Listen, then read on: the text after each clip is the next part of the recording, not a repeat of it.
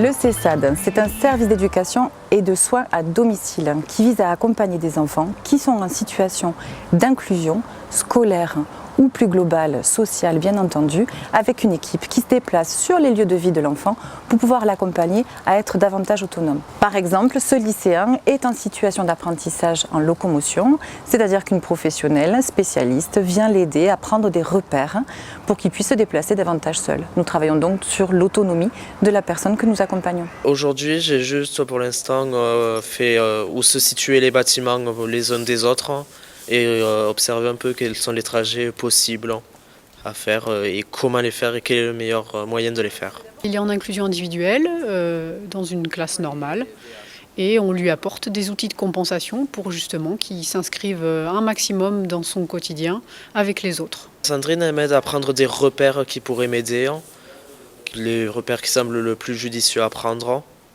et à les travailler et à les refaire. Mon intervention s'inscrit dans le dispositif CESAD, donc je suis amenée à rencontrer les jeunes sur leur lieu de vie. Donc dans le cas de Johan, il s'agit de son lycée, pour, comme il l'a très bien expliqué, l'accompagner dans une autonomie maximum sur les trajets à l'intérieur du lycée, mais aussi plus tard à l'extérieur du lycée, pour qu'il gagne en autonomie, en sécurité, qui se sentent à l'aise dans ses déplacements. Mélia est née malentendante. 2 ans plus tard, elle a été appareillée. Je ne pensais pas du tout que Mélia allait parler normalement. Et là, grâce à ces personnes-là, aux professionnels qu'ils ont, en fait, Mélia a beaucoup évolué et c'est énorme. Pour moi, je suis très contente pour Mélia et très heureuse.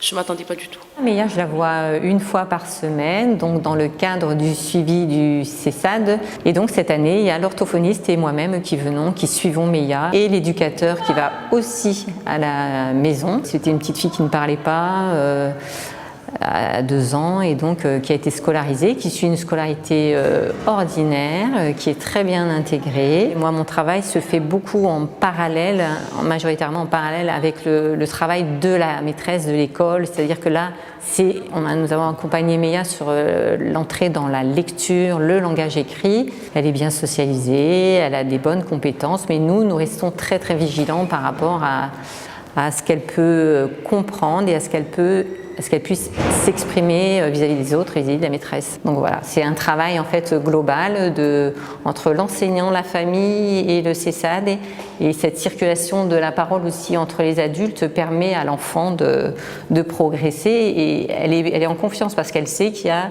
un ensemble d'adultes, de personnes qui l'aident par rapport à son handicap. C'est énorme. Là, s'il n'y aurait pas tout ça pour Mélia, non, elle n'en serait pas là.